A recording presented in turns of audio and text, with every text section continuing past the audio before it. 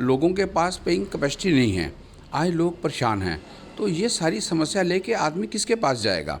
तो एक democratic system बहाल होना चाहिए ताकि अपनी बात को रखा जा सके। आज कांग्रेस पार्टी जो है सत्याग्रह पर, क्या आप सपोर्ट करते हैं? क्योंकि उनका जो नारा है वही है कि डेमोक्रेसी को बचाना है, तो किस तरह से आप देखिए, इस मुद्दे पे हम उनके साथ हैं। डेमोक्रेटिक सिस्टम बहाल होना चाहिए। हमारे मीडियम से जितने व्यूअर्स आपको देख रहे हैं, क्या एक मैसेज उन सभी के लिए?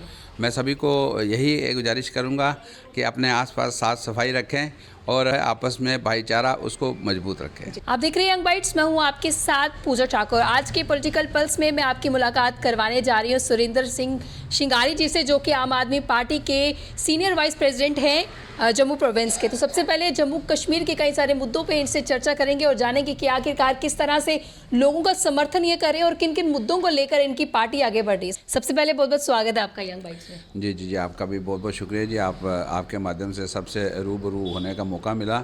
मुझे उम्मीद है और मैं उम्मीद करता हूं कि यंग बाइट जो है वो सच्चाई जो है दुनिया के सामने रखती है। बहुत बहुत शुक्रिया। शिंगारी जी, लगातार लोगों के कई सारे मुद्दे आप उठाते हैं और कई तरह की गतिविधियों में जो है वो शामिल भी होते हैं। उनकी कई तरह का समारोह जिस तरह से होता है और कहीं ना कहीं लोगों के मुद्दे उठाना आपका सबसे पहले प्राथमिकता रहती है। तो आम आदमी पार्टी की बात की जाए तो किस तरह से उनके साथ चलकर जो है आप लोगों के कई सारे मुद्दों का समाधान निकाल रहे हैं?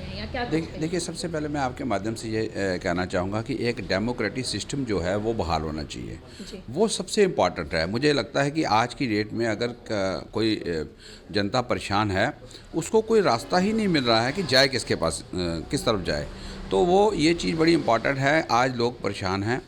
आज आप नौकरी को लेकर अगर देख लें तो लोग दर बदर हैं। काफ़ी टाइम से कुछ ऐसी वैकेंसियाँ निकली नहीं हैं। डेली वेजेस सड़कों पर हैं।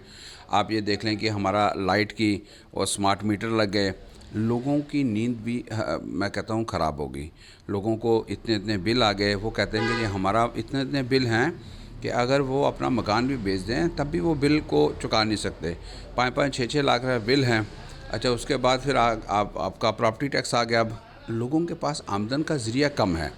आमदन का ज़रिया यहाँ पे कोई है नहीं। काफ़ी टाइम से यहाँ मिलिटेंसी का दौर रहा। उसके बाद दफ़ा 370 टूट गई। उसके बाद जिस प्रकार से जम्मू कश्मीर के हालात रहे, रोज़गार का कोई सिस्टम है नहीं वहाँ पे और लोग परेशान हैं।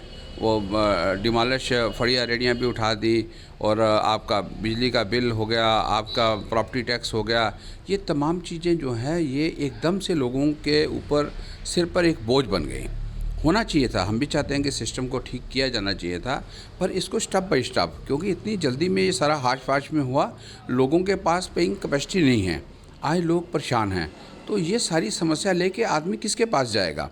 तो एक डेमोक्रेटिक सिस्टम बहाल होना चाहिए ताकि अपनी बात को रखा जा सके। आज कहीं कोई प्लेटफार्म मिलता नहीं है कि कहाँ जाके अपनी बात को रखा जाए। तो सर, आपके माध्यम से मैं ये ज़रूर कहूँगा अपनी पार्टी की तरफ से भी। हमारी पार्टी की तो आपने देखा जनाब केजरीवाल साहब का साफ और स्पष्ट मुद्दे रहे हैं। पंजाब में भी हमारी सरकार और साफ और स्पष्ट मुद्दे रहे हैं। बेसिक जो नीड है एजुकेशन। एजुकेशन मैं समझता हूँ कि किसी एरिया को, किसी स्टेट को अगर कमज़ोर करना हो तो उसका एजुकेशन सिस्टम कमज़ोर कर दिया जाए, वो ऑटोमेटिक ही ख़त्म हो जाएगा। तो हमारी प्रायोरिटी जो है वो हमारी पार्टी की कि हमने एजुकेशन जो है उसका लेवल को अप करने के लिए तमाम स्टेट में, चाहे वो दिल्ली हो चाहे पंजाब हो, यहाँ जम्मू में भी हमारे साथी जो है लगातार कोशिश कर रहे हैं कि इसकी आवाज़ जो है उसकी उठाई जाए। जी, कांग्रेस पार्टी में भी कई समय तक आप रहे हैं और कई समय तक आपने काम किया। उस पार्टी से आपने कई सारे लोगों के मुद्दे भी जो है हल किए हैं। आज कांग्रेस पार्टी जो है सत्याग्रह पर, क्या आप सपोर्ट करते हैं? क्योंकि उनका जो नारा है वही है कि डेमोक्रेसी को बचाना है, तो किस तरह से आप? देखिए, इस मुद्दे पे हम उनके साथ हैं। डेमोक्रेटिक सिस्टम बहाल होना चाहिए। जिसका एक हल निकल सकता है, लोगों की आवाज़ ऊपर तक पहुंच सकती है, वो एक माध्यम है डेमोक्रेटिक सिस्टम। तो उसके साथ तो हमने हमेशा ही आवाज़ उठाई है। हम हमेशा ये कहते हैं कि डेमोक्रेटिक सिस्टम जो है वो बहाल होना चाहिए और जम्मू कश्मीर में जो इलेक्शन जो है वो होनी चाहिए ताकि अपने फैसले जो है डेमोक्रेटिक सिस्टम से यहाँ हर ज़िले के, मैं समझता हूँ कि यहाँ जितने भी हमारे जम्मू प्रोविंस के ज़िले हैं, हर ज़िले की अपनी अपनी अलग अलग प्रॉब्लम है। तो उस प्रॉब्लम को उठाया जाना चाहिए। एक जगह पे जो प्रॉब्लम है उसी प्रॉब्लम को लेकर के हम पूरी स्टेट में नहीं कर सकते, क्योंकि हमारा जम्मू डिस्ट्रिक्ट की प्रॉब्लम कुछ और है, पुंछ डिस्ट्रिक्ट की प्रॉब्लम कुछ और है, अपना डोडा डिस्ट्रिक्ट की प्रॉब्लम कुछ और है। इस प्रकार से हर ज़िले की प्रॉब्लम अलग अलग है। तो क्या लगता है किस तरह से समाधान जो है निकाला जा सकता है, जितने भी तमाम लोगों की अलग अलग डिस्ट्रिक्ट्स में अलग अलग जगहों पर जिस तरह से अलग अलग समस्याएं आ रही हैं, तो किस तरह से एक जो है कमेटी होनी चाहिए या एक तरह से एक रिप्रेजेंटेटिव होना चाहिए जो बता सके, आवाज़ पहुंचा सके कि यहाँ एरिया में ये समस्या है? देखिए, असेंबली के इलेक्शन इसलिए ज़रूरी है कि अपना असेंबली हाउस में जा कर के अपनी हर एमएलए अपनी आवाज़ को बुलंद कर सकता है।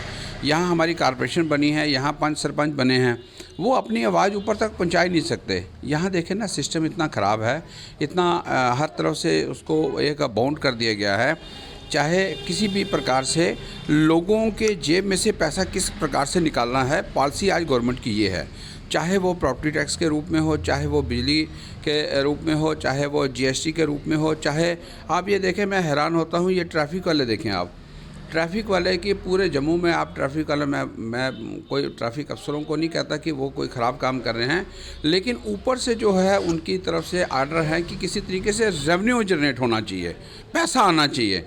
आप लोगों को कन्विंस कर सकते हो, आप हेलमेट डालो, आप बेल्ट डालो, आप नियम कानून को मानो, ना कि नियम कानून को मानने के आप किसी को फटाफट चलान आपने काट लिया। आपका मकसद है कि दूसरे की जेब से पैसा निकालना किस प्रकार से है। तो ये जो पॉलिसी है ये लोगों के ऊपर एक बोझ बन रहा है। प्रॉपर्टी टैक्स लागू हुआ है, इस पर एलजी प्रशासन ये कहता है कि लोगों को विकास देने के लिए, लोगों को और ज़्यादा आपके शहर की डेवलपमेंट के लिए ही ये प्रॉपर्टी टैक्स जो है, जितने भी टैक्स लगाए जाते हैं वो आप ही लोगों को मिलके वापस मिलते हैं। देखिए, आज सवाल ये है कि आपको नई बिल्डिंग चाहिए, नई इमारत चाहिए, नए पुल चाहिए। सवाल ये है कि हमारे जेब में पैसा भी तो होना चाहिए ना। जब हमारे अब लोगों के पास पैसा ही नहीं है तो गवर्नमेंट ज़बरदस्ती उसको कर्जाऊ करके पैसा खींच करके पुल बना देगी, उसके पुल का हमें क्या लाभ मिलेगा? तो सवाल तो ये है कि आज यहाँ पे लोगों के पास पेइंग, ये हमारा पुराना शहर है। अब मकान सबका पक्का होगा, लेंटर सबका पक्का होगा और घर में फ्रिज भी होगा, चाहे वो रेडी लगाता है, चाहे वो कहीं पे 7,000 रुपये 8,000 रुपये तनख्वाह पे काम करता है, इतना उसके पास है कि उसके पूर्वज भी थे, उसके बाद दूसरी पीढ़ी आई, तीसरी पीढ़ी आई, लेंटर डाल दिया उन्होंने। अब इनका ये पैरामीटर्स हैं कि जिनके पास लेंटर है, जिसके पास ज़मीन है, उसको प्रॉपर्टी टैक्स देना है। अब बेचारा वो 7,000 रुपये तनख्वाह ले रहा है, घर का बर्डन है, वो कहाँ से देगा?